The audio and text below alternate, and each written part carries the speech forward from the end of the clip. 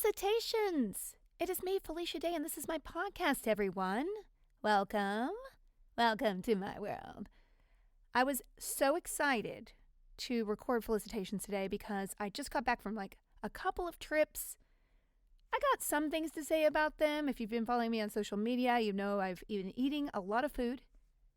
But unfortunately, today is taken over by SAG-AFTRA, my acting and performing unions being again attempted to be screwed over by the producers. And I just want to tell y'all, we all want to go to work, all actors, but we don't want to hand the tools over to the producers to use us like puppets. And that's essentially what's going on. So I'm going to read you a little bit.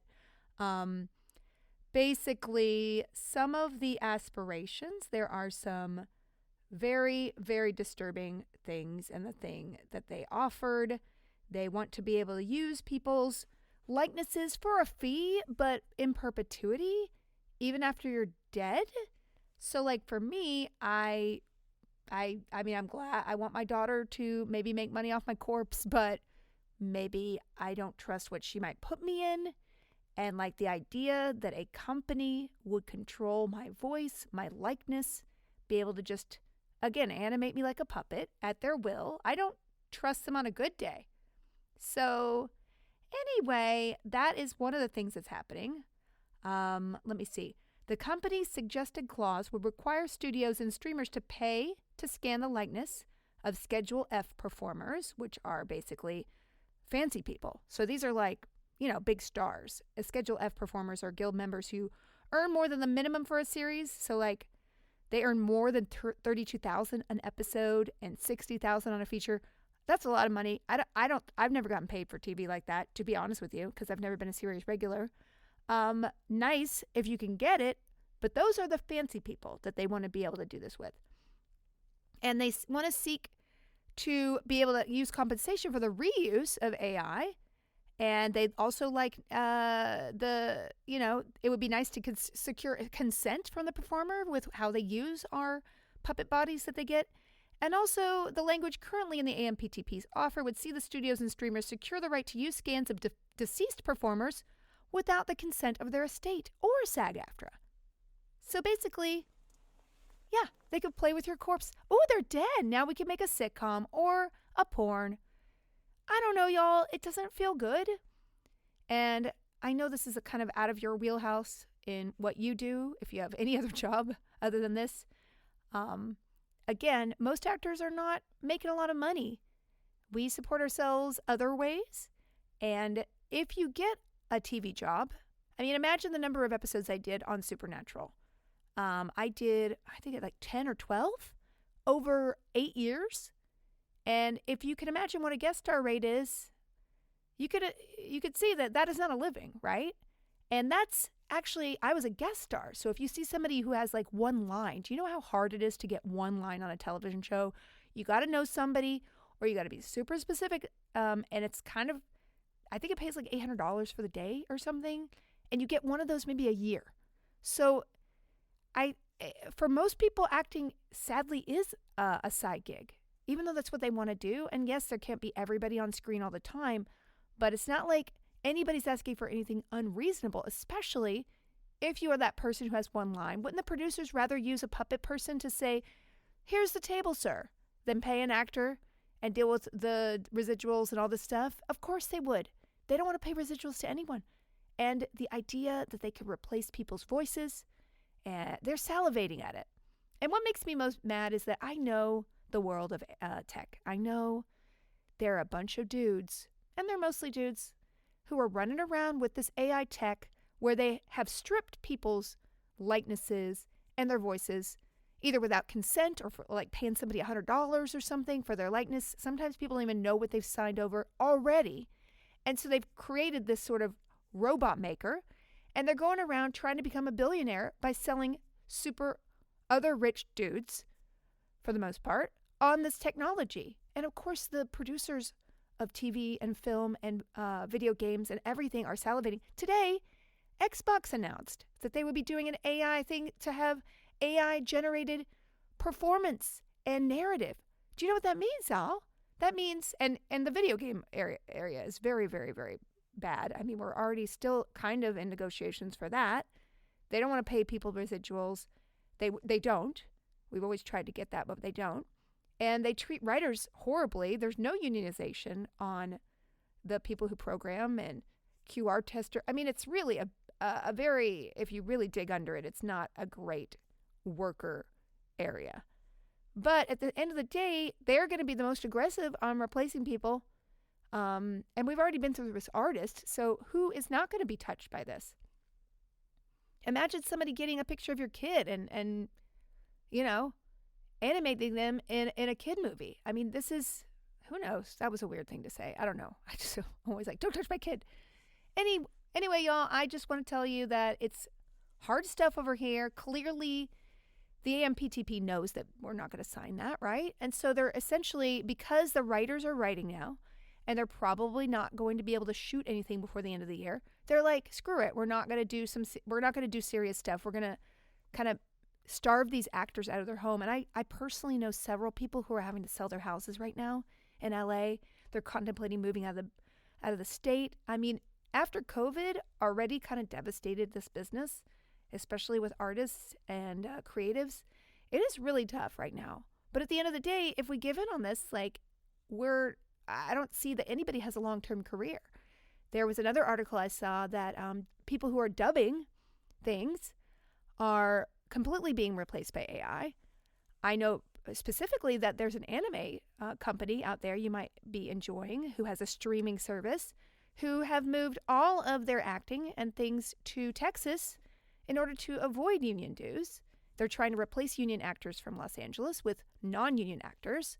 So in general, anime is almost all non-union anyway. But at the end of the day, there are some shows that are still not union, and you know that their company is like, we don't want to pay these fees. We're just going to use non-union labor, and those are people who are not protected. And even if they're supported by going to a convention or whatever, that's passing the cost of talent onto the consumers. Just like when we go to a restaurant right now and we are urged to pay 20, 25, 30% on top of our coffee or our meal. And I'm like, what are you doing? Well, it's clear what we're doing. There is no minimum wage in this country. And so people aren't being paid what they can need to live. And again, businesses passing it on to the consumer. I'm ranting a little bit because I did have a coffee. So it's bad, y'all. And you see people striking all the time. I think there's some pharmacists who are striking right now. I get CVS and Walgreens and all of that. And I see nurses and healthcare workers all the time. We have UPS. I mean, they got UPS and the General Motors and all that stuff. They got an amazing deal. So labor movements do work. And I hope that you guys can support. And if you have a workplace that is not unionized, I mean, it is worth it because you get paid, you get treated better. Because at the end of the day, all businesses want is to make money, and where they can slash money spent on you, they can put in their pockets and their shareholders' pockets, etc.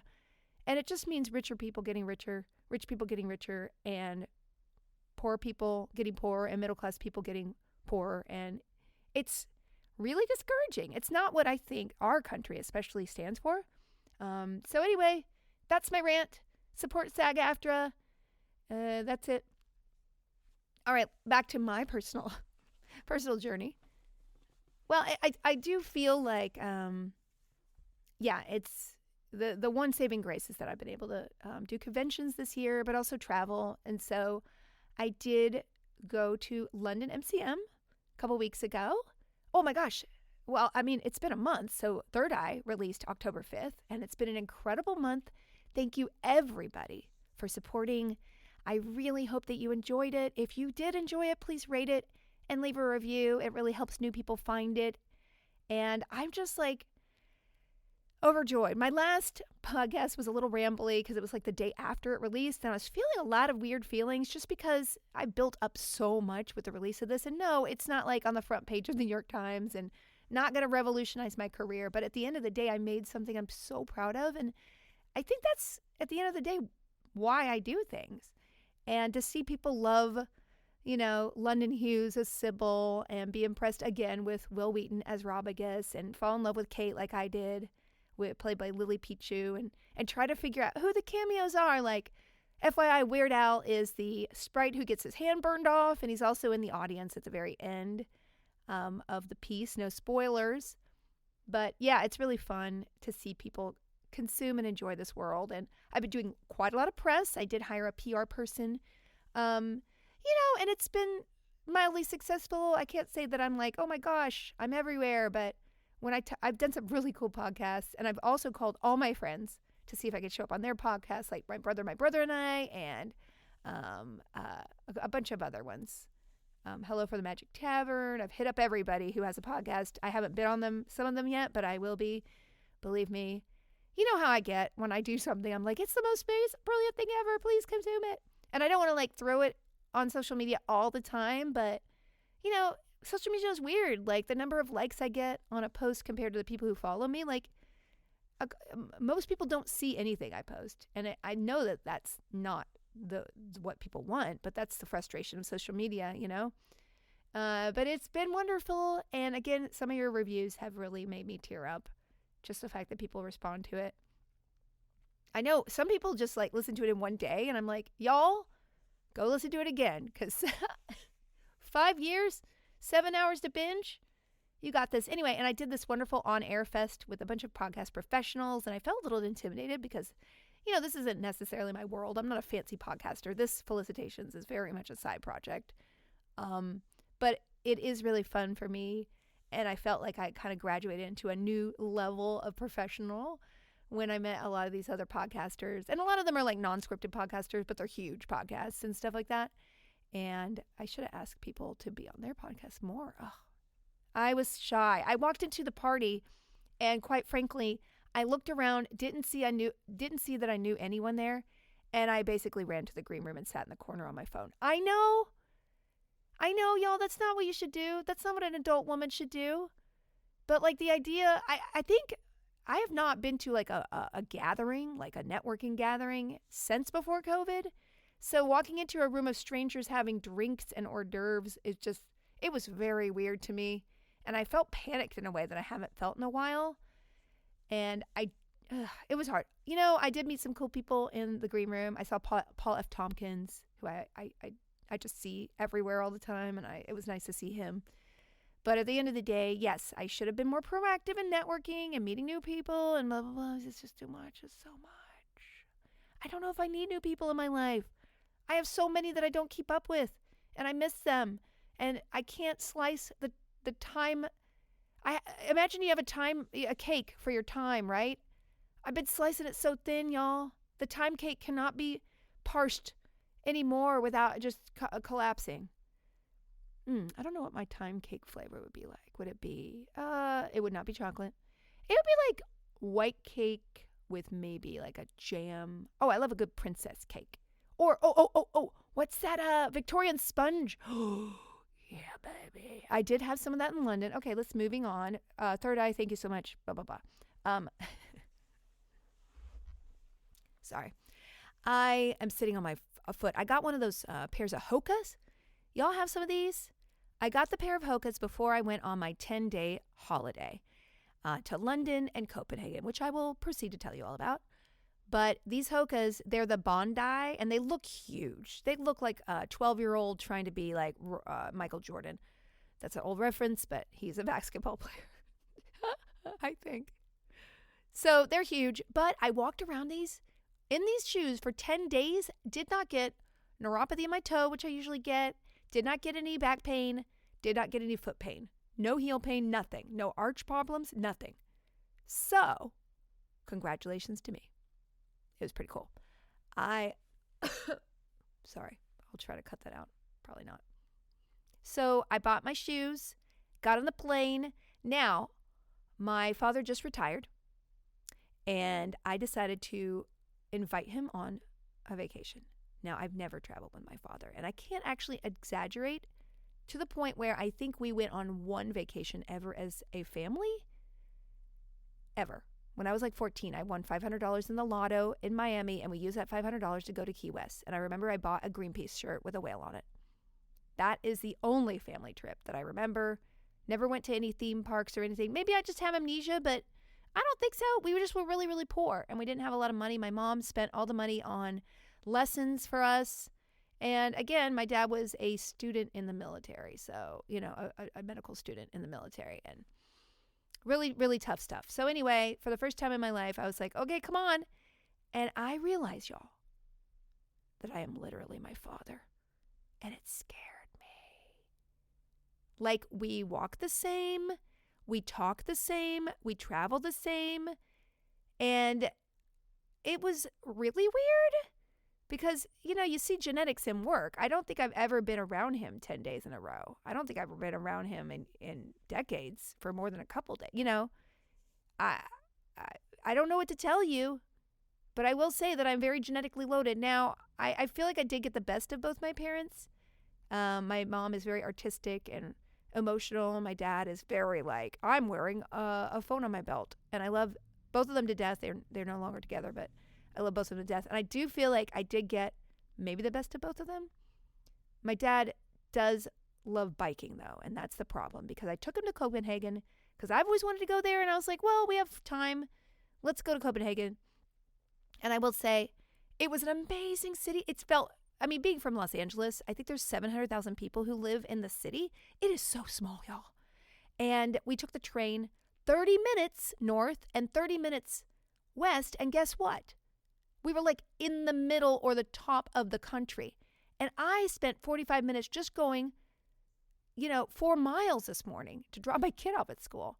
So it is a very different way of living. But, I was so jealous because not only do they have a metro, but they have trains, they have buses, they have bikes. And the biking was so cool to see people commuting on their bike. Now, I will say that I hadn't been on a bike in 10 years.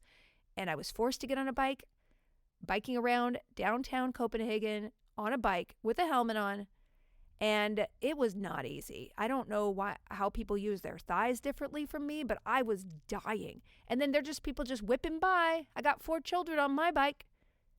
And everybody there's tall and blonde and attractive and wearing like camel coats. And I just am like, I can't compete with the elegance here.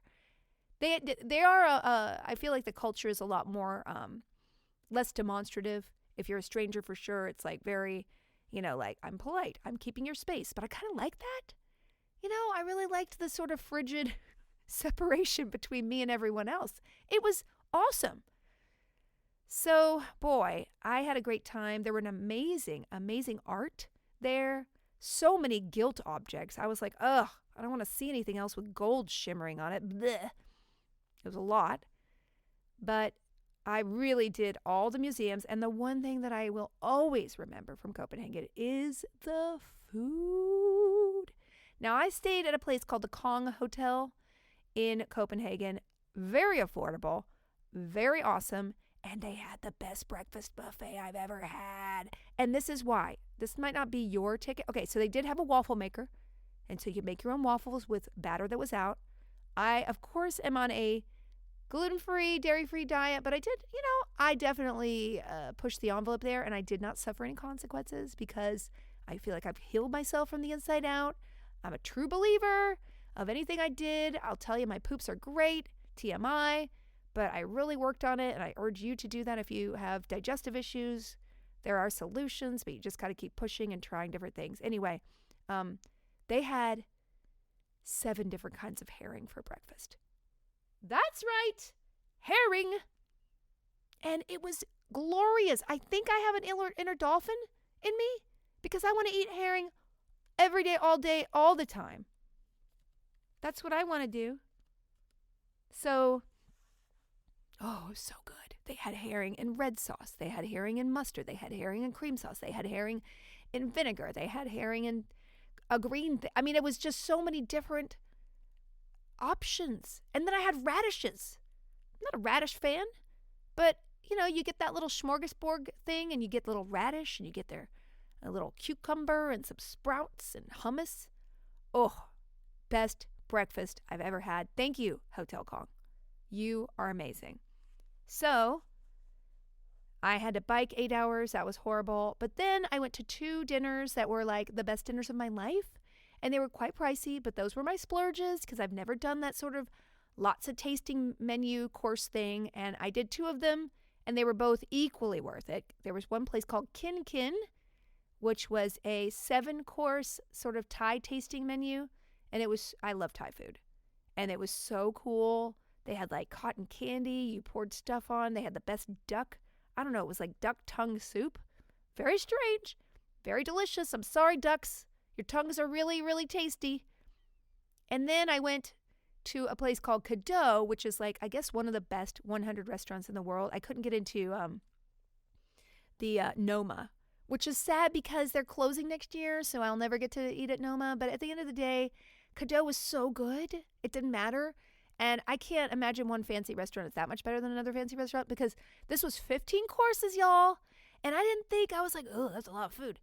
It was over 3.5 hours. So like you just kind of sit there and digest. And every course, like, I don't know how they planned it out, but it was just like one surprise after another.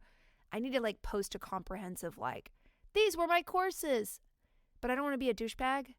But, you know, I saved up for this trip for a long time. And I'm like, I deserve duck tongue soup.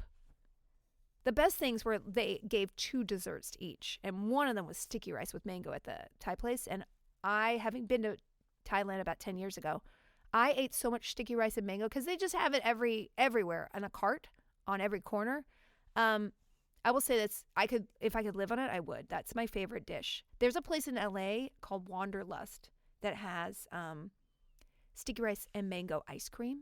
And while it's not as good as regular sticky rice and mango, it is very satisfying.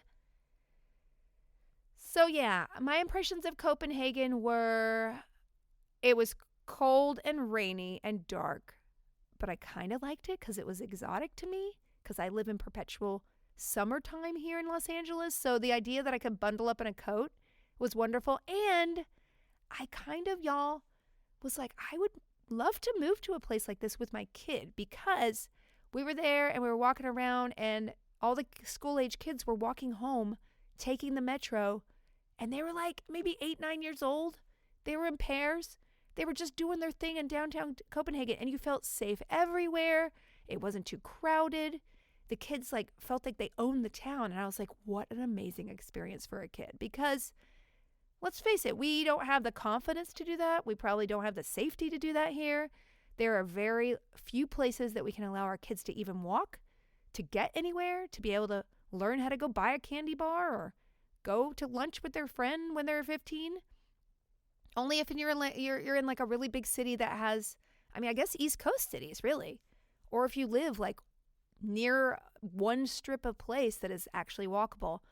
And that is the one thing about Los Angeles that I do not love, because there's really nothing walkable. Although, okay, I'll admit it, there is a grocery store about 15 minutes from me, and I never walked there for like 10 years living here until I had a baby in a baby carriage. I'm ashamed of it. I'm not going to lie. I still don't walk there. But, you know, I'll walk 8 hours if I go to a walkable city. And here in Los Angeles, it's just so boring. Everything's so spread out. You don't see anything for blocks. And it's like, well, this is not a fun walk. Versus like in every other city, you know, even Sydney. I walked so far in Sydney. And I don't know. It's just, I'm jealous of the way. It really does make me understand that, wow, we don't have everything optimally here. And the idea of American sort of arrogance and I don't know. We have this sense that we're better than everybody else, and we might have been at some point, I guess. But now, I don't know about that, y'all. I don't know. I mean, I love my country, but it would be nice if we could make improvements that kind of mimicked things that worked better in other countries, like, I don't know, healthcare, where people don't have to go bankrupt for a broken... I'm a revolutionary today, y'all. Revolutionary. I just want people to be happy and live well. And when I see other countries, if they do something where people are happier and live better, I'm like, why don't we copy them? Let's do it. Also, don't puppet me. I'm really angry about this puppet thing. Well, I have had people, you know, use AI to reproduce my image. And God knows what people are going to do when it's easy to deepfake things and people that they like. I mean, who is not going to have me read them The Hobbit with an animatronic? I mean, I can see it happening. And it's scary. It's scary because my appearance is my business. And if that is taken away from me, you know, and used for other people's financial benefit, it just makes me really upset. So anyway, So Copenhagen was wonderful. Then we go to London, and it's just awesome. I mean, who doesn't love London? Now, I will say after the sort of spare attitude of Copenhagen, very, cold, sort of very wide parameters between people, lots of space, not very crowded. Going to London and getting on the tube was like, ah! I really did actually, my brain was kind of seizing from trying to adjust, and I felt very panicked around too many people and felt very crowded, and it really took a couple days to adjust fully to being like crammed in near people. But there's, there is a vibrancy to a big city like that, and there's just everything going on. And I will say that my one tip to anybody who's going overseas to either the UK or Australia, you got to pick up ultraviolet sunscreen.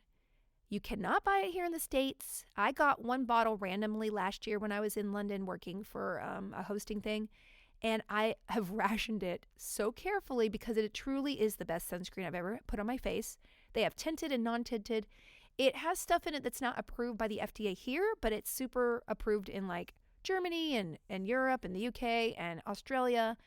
I'm hoping that they change those laws and update to accept these new kind of sunscreens because they are so much better at filtering all the bad things.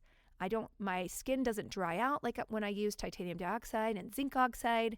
I have very dry skin, so that is a real problem for me. And I will literally get freckles in a second. And this is literally, I will not, even driving, I'll come back and be like, oh, I got some sun damage. Not with this stuff. So I absolutely love it. So if you're in the UK or going there, grab some of that. You can get it at a couple different places. I think SK or something like that. It's like their Sephora. I don't know. Anyway, pro tip, grab it because it's amazing. And yeah, I saw some museums. Definitely was remiss in not buying tickets in advance everywhere. I guess all the kids in the UK were off for the week, so there were just children everywhere. And so I tried to go to the Natural History Museum, which I've never been to, and it was an hour and a half wait, y'all, without an advance ticket. So you could get an advance ticket for free. You just have to buy it a couple days in advance. So I recommend that. Also, don't recommend going to London on an off week with children everywhere. Not that I don't love children, but was it really, really, really crowded? And then I did MCM London, which I've done, I think, once or twice. But this was the funnest time because not only was the crowd just like amazing and so vibrant, and it just felt like, oh, wow, this is the spirit of before COVID. Finally, people are just out celebrating now I know that for immunocompromised people, this is not possible, and I want to send my heart out to you. I'm so sorry. I try to wear my mask. I got all my vaccines. I try to be a responsible citizen, but at the end of the day, a lot of people are trying to put that behind them, and the fact that you can't do that, I just want to give you a hug. I got my COVID and my flu shot at the same time, and boy, oh boy, was that not fun. Day and a half of, ugh. And I hear the Moderna sets you back more than Pfizer. I don't know. I've had that experience as well. Pfizer was a little more mild reaction, but I think it's like half the antibody load, so just take that as you may. But MCM London was wonderful. The whole Critical Role cast were there, so it was kind of nice to see them be the superstars that they are. I mean, it was like people were tearing stuff down to get to them, like the Beatles. It was, and then also the Baldur's Gate 3 cast were there. So I was like sandwiched between two of the hottest things at the moment, especially amongst nerddom, and it was actually really exciting. I love that for them. I met Asterion Neil, who plays Asterion from Baldur's Gate 3, and he is just dreamy. So God bless him. And that's it. Yeah, I just met a lot of fans, and I handed out Third Eye stuff. And yeah, the fact that the show had been out, Audible advertised it a little bit, and people discovered it. It was really cool. I did the same thing when I went. Okay, so here's the problem. I planned this trip out knowing that Third Eye was coming out in October. I was like, I'm going to do a bunch of conventions all in a row. I wasn't even thinking of the strike, but thank God, because it has been quite a support getting through unemployment. But also just like really fun to meet so many people. And I was like, well, I want to see the max number of people the month after Third Eye, because I just want to tell people about it. I can tell people about it in the panel. I can hand out stickers, which I ran out of very fast. If you didn't get one, I'm sorry. But I was able to do that by just booking a bunch of conventions. And I said, MCM London. And Rhode Island Rhode Island is a state I think. Very small state. And I was like, oh, it's on the East Coast. So I'll go to MCM London. I'll spend the week there. So my plan was not to go before MCM London. It was to go leave MCM London, stay in London for the week, and then do Rhode Island on the way back home. Perfect, right? Because who wants to fly back to the West Coast when I could just kind of hop time zones? Well, let me tell you, I did not realize when I booked these things that Halloween was on a Tuesday after MCM, before Rhode Island, between two of those places. So I had, of course, being a mother of a 6-year-old, I can't miss Halloween. So that's why I went to Copenhagen and London, came home, so flew home Monday, jet lagged. Tuesday, I'm like just stumbling around Halloween. Wednesday, Thursday, trying to get my house in order because boy, oh boy, when you leave for 10 days and you have a 6-year-old and, a brother and a partner who are not cleaners, woo, woo, woo. It is, every toy was out. I saw exactly how many toys she had because they were all on the floor, including Legos. So it literally took a day and a half to clean the house, take care of the animals and the fish. I mean, I'm not saying that they did a lousy job, but I think just the child was alive. So I will say that. But certainly it was thick with children stuff. So I had to clean. Then I left Friday. And I will say, Rhode Island, I love you, but you are too tiny and too far away. I had to fly through Atlanta to get to Rhode Island. And then it's another hour drive from Boston to Rhode Island because Providence, Rhode Island, I guess doesn't have anyway, that wasn't as bad. I was still sort of jet lagged at that point. By the way, the weekend of MCM London, Europe had their daylight savings time rollback. Then the next weekend, Rhode Island weekend, the U.S. daylight savings rollback. So I still don't know where I am. I don't know what time it is. I am very confused. 2 daylight savings times, so many time zones. And so Rhode Island, to get home, I did a half day at Rhode Island Comic Con. Then it was an hour and a half to drive back to the airport. I had to wait an hour and a half at the airport for the flight because there was only one 6 o'clock flight that went out. And there were like 12 people from the con who were on that flight. Go to Minneapolis, a 3.5-hour flight. Have a 45-minute layover there. Then another 4-hour flight to Los Angeles and it took an hour to get home. That was the longest day of my life. And do you guys get restless leg syndrome? I do. And I got it on the 4-hour flight and it was torture. So I'm sitting there, I'm at my poor seatmate. I'm shifting, I'm fidgeting, I'm trying to stretch, I'm doing anything. I'm like, oh, I wish I had a banana.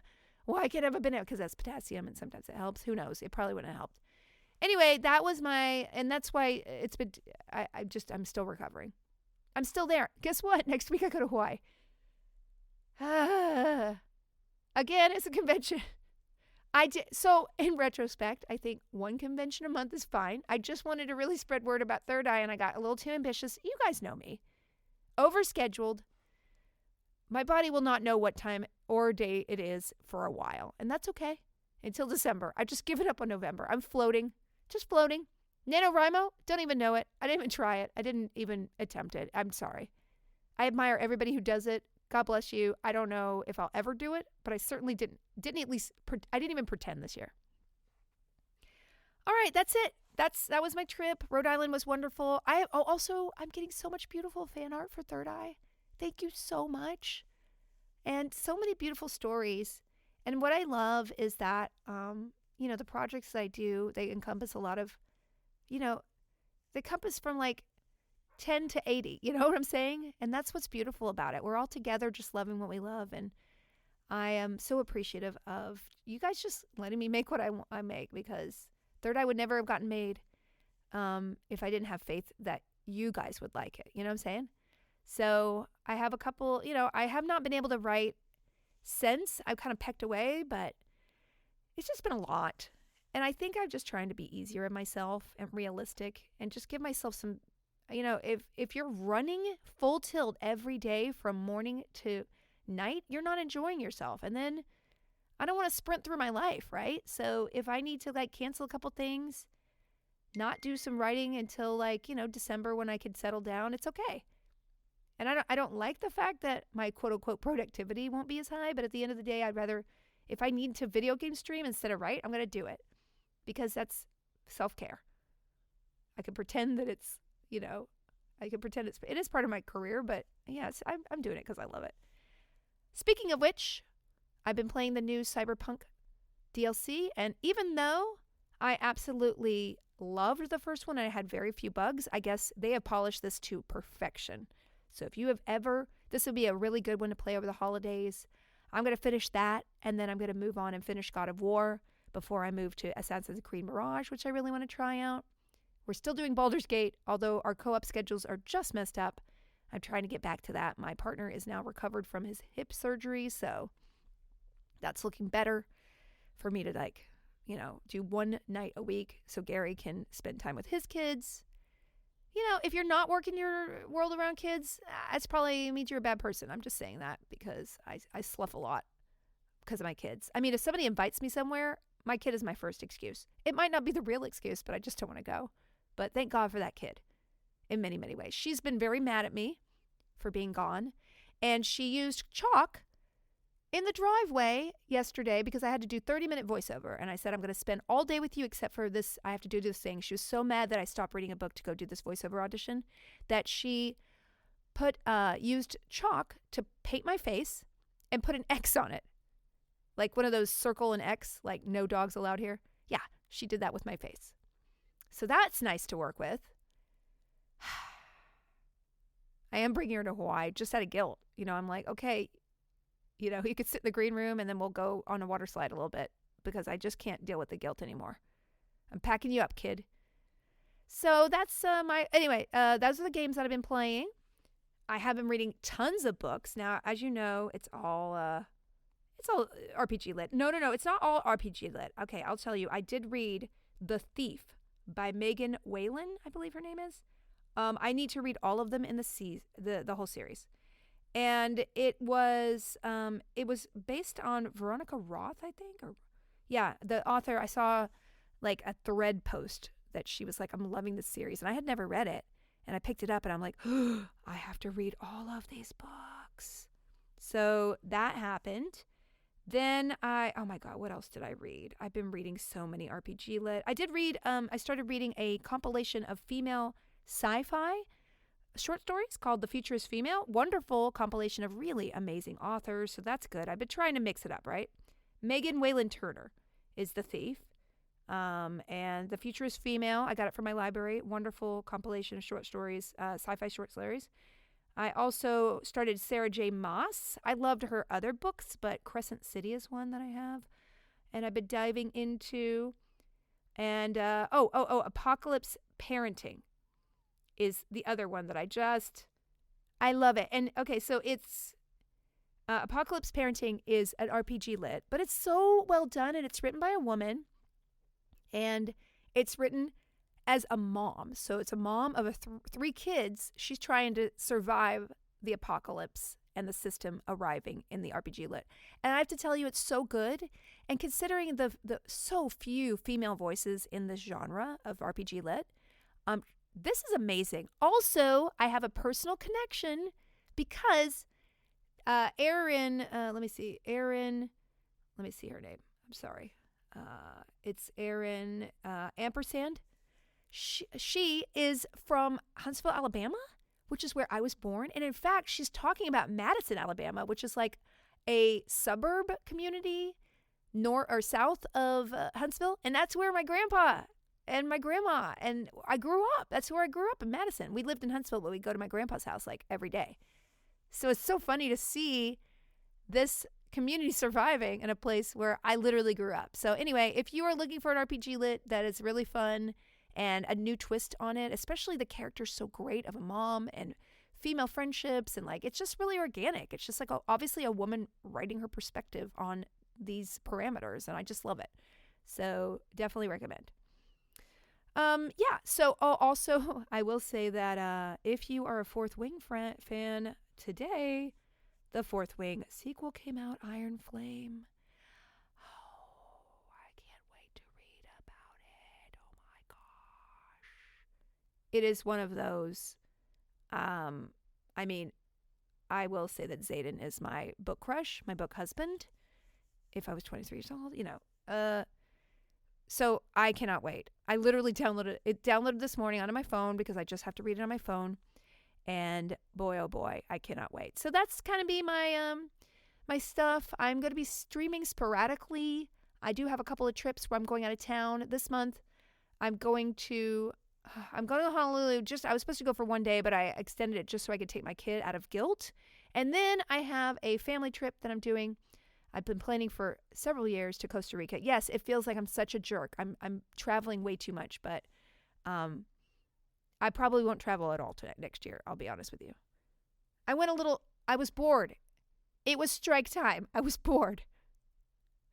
Listen, I'm not going to be defensive. I'm defensive. So just check the Discord, discord.gg/Felicia Day for all my schedules. And I'm just hoping to get back to work. And I'm hoping to finish some writing before the end of the year because I did hire a new manager. I have been redoing my website, which is going to premiere very soon. I'm very excited. The devs are so incredible. And I just can't tell you. I'm getting the Web Dev Studios. Everybody over there is just incredible. Lisa and Mitch and Jennifer and I can't thank them enough. They tweeted at me when I said I need a WordPress website and I hired them, and I'm just really, really excited for the refresh. So coming into January, I am ready. I got new pants. I can, I got all my reels together. This new website is really going to be a new hub that's lovely for anybody who wants to find out more about my work or be directed to what I'm working on. It's just going to be nicer, and I don't know, it feels good. I didn't end up doing my own programming because I started digging into it and I was like, Felicia, this is an expense that is deductible and worth it. You get in there, girl. So I'm excited. Just follow my website. All my socials. I'll be posting about it, I think, next week. That'll be up. And that's it. Sorry about my rants earlier about the strike. I'm just really hot-headed about it, and I'm trying to resist just rage tweeting. But at the end of the day, this is how I support my family. This is my chosen profession, and I do a lot of different things, but my acting is very personal to me, my hosting, all of it, my voiceover acting, and just to say that they can be replaced by robots just so cavalierly by these producers, it's just enraging, especially since they're all so rich. They have so much more. This is not the business to be yes, there's some 1%ers, but for the most part, we're all just struggling and doing part-time jobs and everything, and for them to want to take that away from us so they can be richer, it's just very upsetting. So thank you again for your support of the strike. I will be online streaming. Check my Discord for all of the scheduling, and I will see you next month for Felicitations. And the newsletter will be out. I'm going to write it next week. See? I do things. Bye.